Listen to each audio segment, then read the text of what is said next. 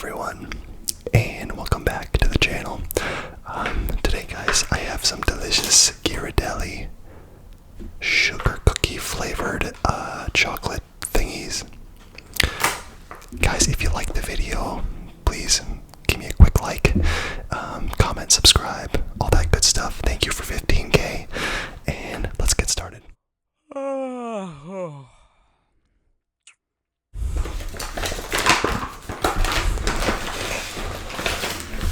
I saw these at wherever, Target or something. Yeah, sugar cookie flavored Ghirardelli chocolate squares. So we'll take some bites and we'll talk about the topic that I am sure is at the top of everyone's mind.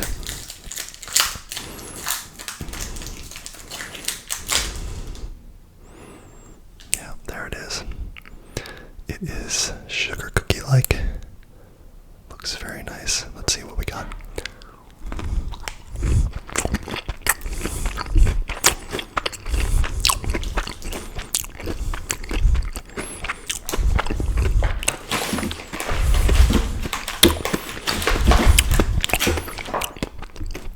That actually does taste like a sugar cookie.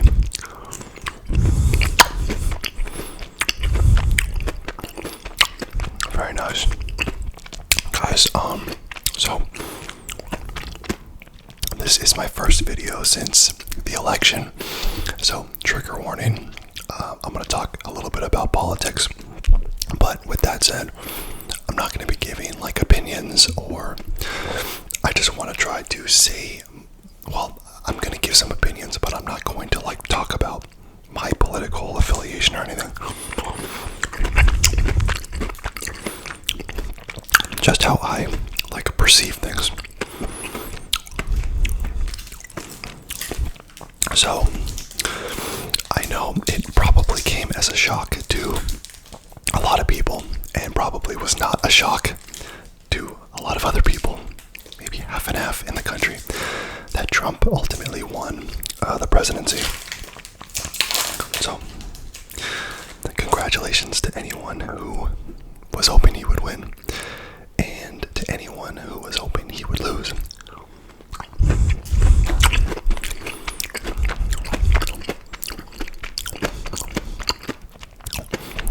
I guess you can have some comfort in knowing that it's only going to be 4 years and not 8. So I wanted to just discuss a little bit about some of the things I kind of saw throughout the whole journey of Biden dropping out, Kamala coming in as the nominee, and then kind of what ensued after that.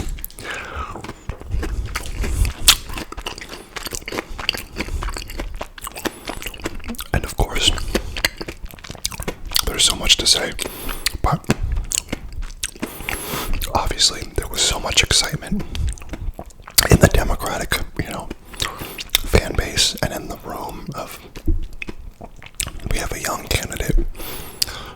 Biden, everyone said he was too old, so you got a younger candidate. It's exciting, it's fun, it's unknown. It's like a first date, Could be great, could be terrible, but you're hopeful and you're excited. And then Tim Walz came in, and he was so exciting and full of energy. Once again, some people felt that way. Other people felt like he was a bit of a knucklehead. And he himself called himself a knucklehead. So I'm going to try to keep things not too...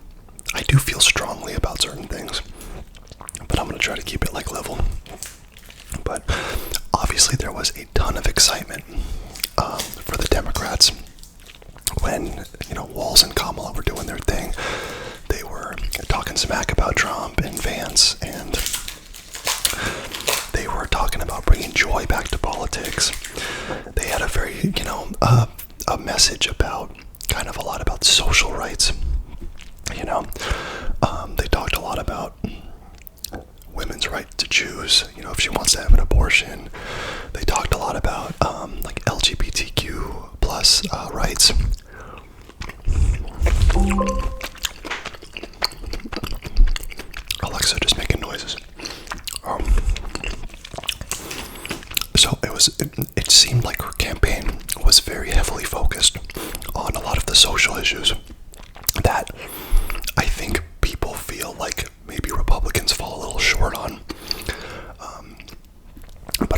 their view is a little bit more, it's more conservative. It's a little bit more, kind of rooted in that conservative, maybe more religious philosophy. I personally, this is my one personal take, I believe everyone should have rights. Everyone should have equal rights. That's what I mean, whether you're gay, trans, whatever the color of your skin. I believe that. I don't think it's, fair to treat people differently based on those things. But there is a lot of people that want to separate those things. So there were a lot of commercials from the Trump camp that were kind of like attacking, male athletes playing in female sports. And I don't know if that's even happened. I know there was that talk about the Olympics, but that person actually was genetically female. So, I will say this though. I guess, going into all that. And I'm not, guys, this is like, I have no bullet points, no notes. Like, I'm totally just coming up with this. I actually decided 30 seconds before filming the video that I was going to talk about politics stuff. So, forgive me if I'm a little all over the place. But,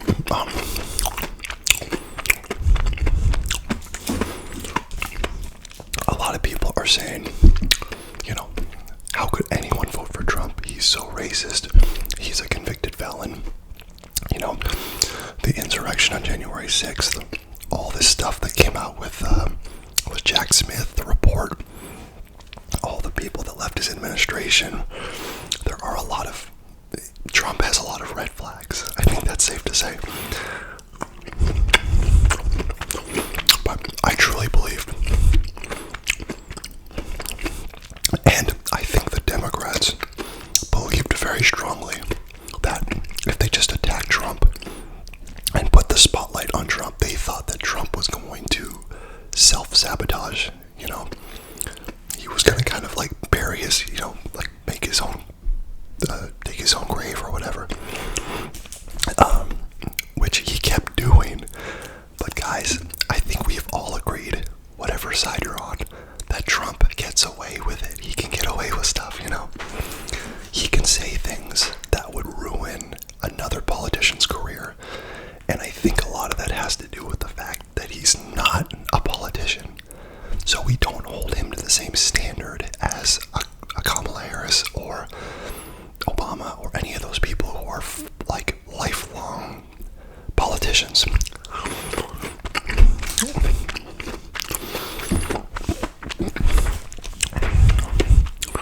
So the Democrats thought, hey, we got this in the bag. All we have to do is just show the American people Trump is crazy. Trump doesn't care about them. He's a fascist. He's dangerous. All this stuff. And ultimately, people, I personally talked to some people who were very conservative who told me, listen, I'm not a big fan of Trump talking smack and calling people stupid and stuff, but I like his stuff. I like his policies. And I didn't understand it for a while because, and I think the Democrats too thought, hey, the American people are, are very morally, strong, and they're correct, and they're not gonna, push aside their morals to save a few dollars.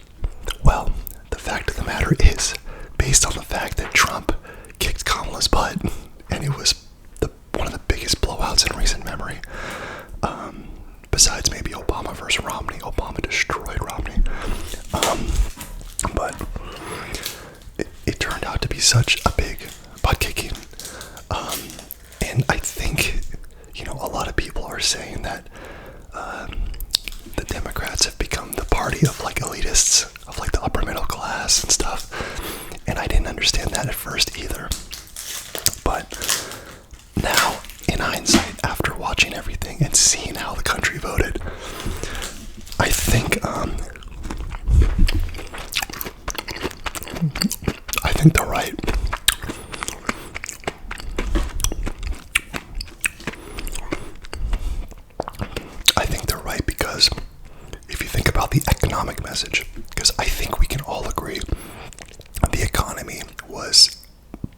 the biggest issue in this election. Inflation, gas prices, interest rates, it's been a rough 4 years, and obviously, blame who you want. COVID was a big issue. The Russian war was a big issue. Supply chain issues. There were a lot of things that led to that inflation. But nobody cares about that. All we care about is that Biden was in charge and prices got more expensive, and Kamala was part of that administration, and they could have done more. It's just the view. It's the view of everyone,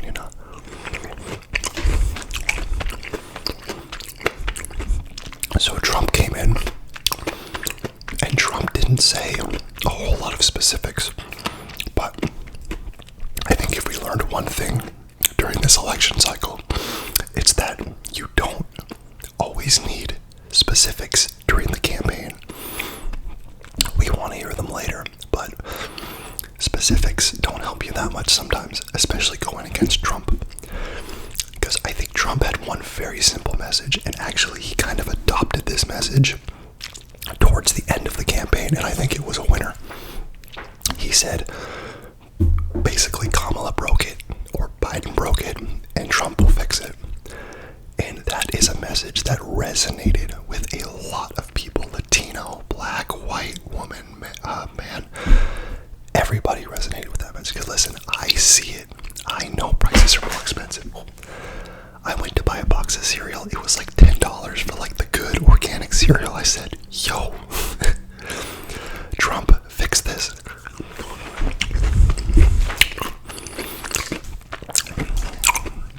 Interest rates are crazy. They have gone down a little, but they're crazy. Just the cost of stuff, guys, is crazy. Insurance, our water just went up. Once again, I'm not an economics guy. I don't know what causes these things. But for the average American, I would think that a lot of us don't know how that stuff works. So all we know is, hey, stuff is more expensive than it should be, So Trump's message was, we're going to tariff and we're going to get more stuff made in America. I mean, who can argue with that? The tariff thing, caused some arguments because do the tariffs hurt you? Do they help you? But, Trump made a lot of really lofty promises, and I will say, I really hope he sticks to it personally, because he made some promises that I can get on board with. Lowering insurance costs, not taxing certain wages. I think the idea of lowering costs, lowering inflation is very, very attractive. The Democrats, I don't think, did a very good job. I don't want to blame Kamala, because I think it's a team effort. She has a campaign manager, they have a team, I don't think they did a good job of combating that message of, hey, Biden messed stuff up, I'm going to fix it, I'm going to lower your costs, I'm going to bring stuff back to America. That's a great message. I like that message. Kamala came back with, this is an opportunity economy, which no one knew what that meant. We're going to give you a $2,500 tax credit to buy a home, which sounds great, but I know a lot about, I don't want to say a lot, I've bought a home, I know a decent amount about that stuff. A tax credit on a down payment, I don't understand how that works.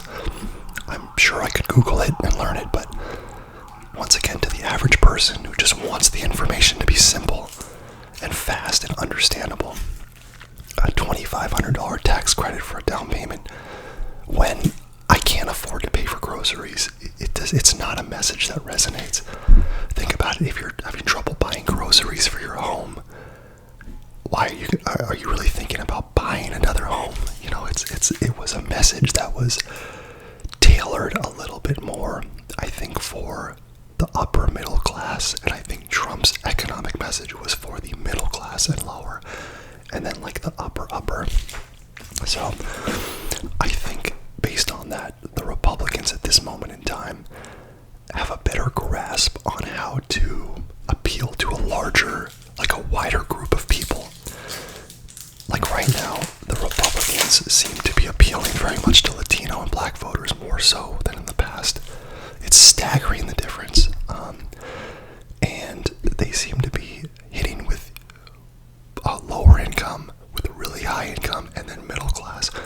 Democrats seem to have the upper middle class down, but that's a very small portion.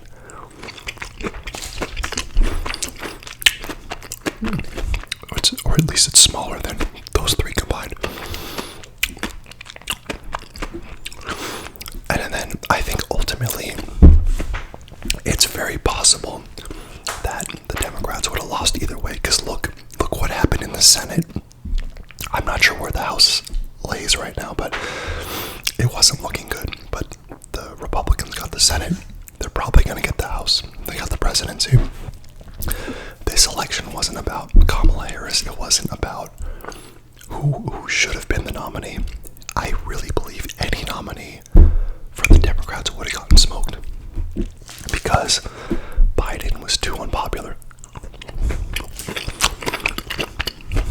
He was too unpopular. Now, do I think that, for example, Josh Shapiro, governor of Pennsylvania, do I think he would have been a much better candidate? In hindsight, yeah, I think Josh Shapiro would have been great for the Democrats.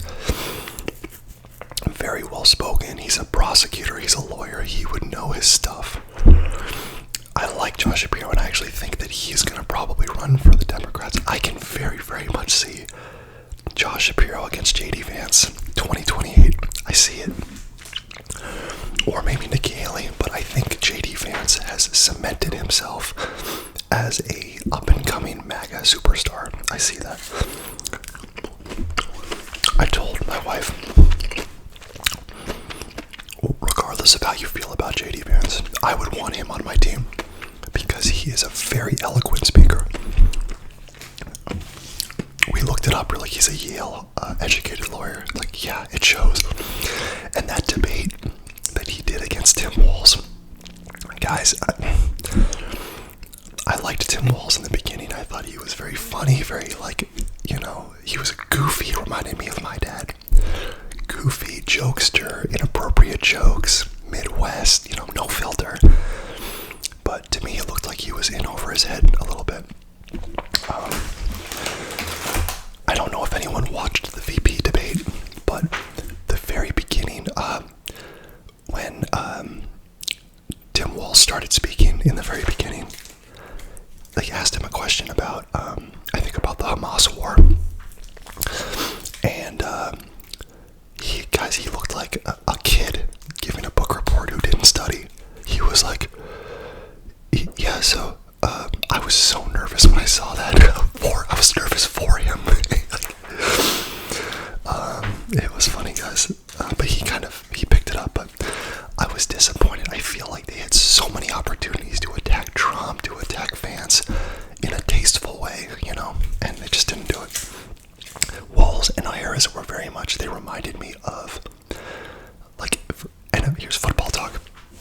When you have a backup quarterback come into the game because your quarterback got injured, and the backup comes in,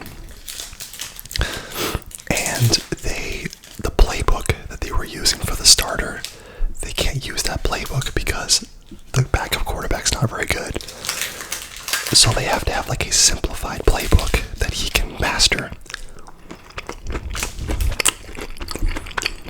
Easy plays, not too many adjustments, just straightforward.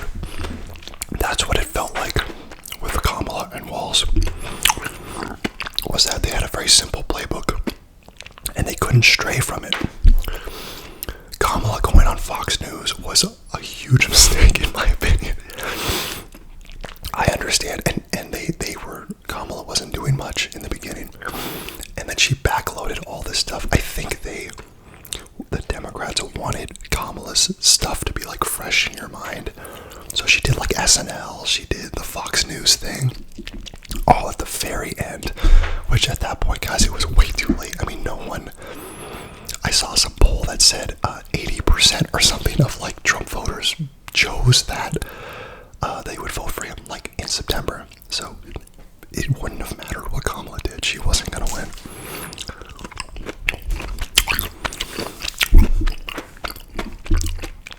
So Biden's unpopularity and the fact that things are so expensive really made it so Kamala had no shot, because Kamala's part of that administration, and whether or not she really has much say in policy stuff and all that, she was in the room, she was there. So people are like, dude, it's gonna be 4 more years of the same stuff, and Kamala just didn't really say, what they were gonna, like, Trump didn't say a lot either, but he was like, we're gonna add tariffs, we're going to lower energy costs. I don't feel like Kamala really said that stuff. It was like, we're gonna give you a tax credit for down payments, but she talked about price gouging, but like didn't really go into much detail about what that is or what that looks like. So it was a lot of like, trust me, you'll see, but you don't like Trump, right? Yeah, you're not gonna vote for Trump. It wasn't a winning formula. It was very similar to the 2016 Hillary campaign, where they played it very safe and they thought Trump would sabotage himself, but he just didn't. Guys, Trump's a convicted felon. If that didn't, stop people from voting for him, nothing would. And the January 6th stuff and all that, I mean, if that didn't bury him politically, nothing will. I don't care if there was a video that came out of him lighting a house on fire. Like, there was nothing that was going to disqualify him for president. So, Kamala, in my opinion, if they could go back and do it again, Kamala would have to spend more time separating herself from Biden. She was too close to Biden. She was campaigning with Biden. Biden was not popular. They should have never had him involved. And I like Biden. I think he has a legacy, but he's done. He's old. And dude, he's just not popular. That just wasn't a good idea. In hindsight, Kamala should have actually probably thrown him under the bus a little bit in a tasteful way that he agreed to. Like, I also think Biden is bitter, though. Everyone seems to think he's like bitter about essentially getting pushed out. But he was supposed to only be a one-term president, and then he decided like he was going to keep going. But so yeah, guys, you can't fight a simple message with a complicated message, and that's what the Democrats were trying to do. Trump said, hey, I'm going to make stuff cheaper, and Kamala said, no, I am. I'm going to give you a $2,500 tax credit. I mean, it's like, dude, it's too much.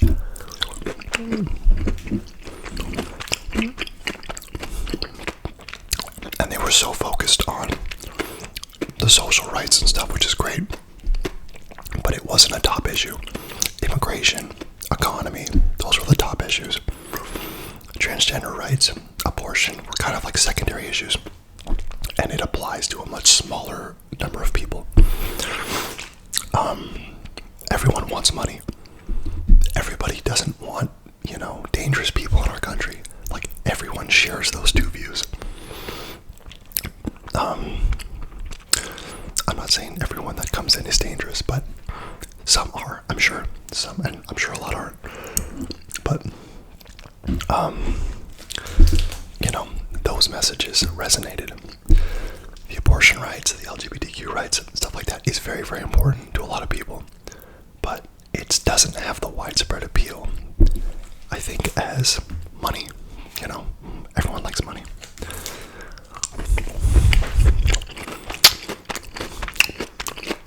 So,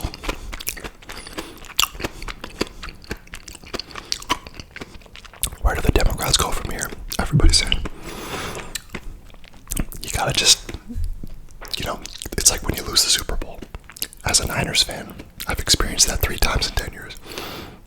You take some time, you take the off season, you rest, you go on vacation, you spend time with your kids. It's over. Trump is president. And I'll say, you could tell Kamala was so excited to get up there and admit that they lost, after the whole, talking all the smack about him being an election denier. lost, to get up on stage and be like, we lost, we're gonna do the peaceful transfer. I thought that was so funny.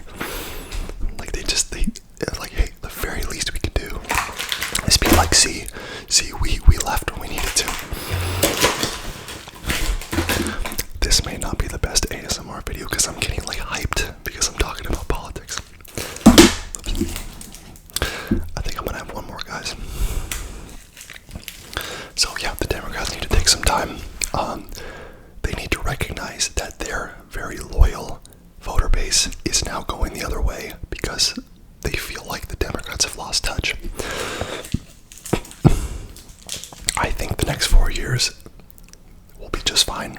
And I think after the 4 years, it'll be very interesting to see who are the people who are elevated in the politics. Who's going to be the next Democratic guy? Who's going to be the next Republican guy? Or girl? It'll be exciting to see. But I think the Democrats need to work on their messaging.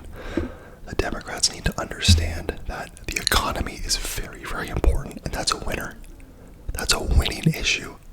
Now, it was a winning issue in the 1800s. It'll be a winning issue going forward. Economy. Defense of the country, immigration. Those are always going to be big issues. Social rights and stuff, those will happen, but the world is not ready to go super far left the same way the world's not ready to go super far right.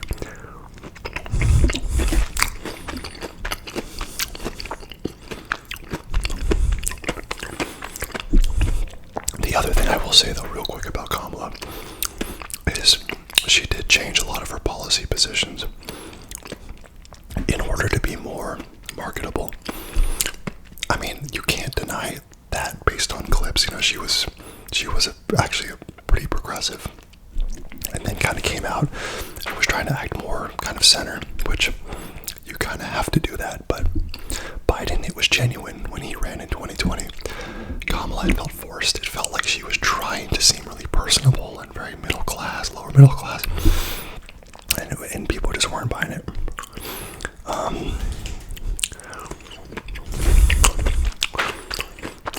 Trump talked like your friend, or your buddy, or your uncle.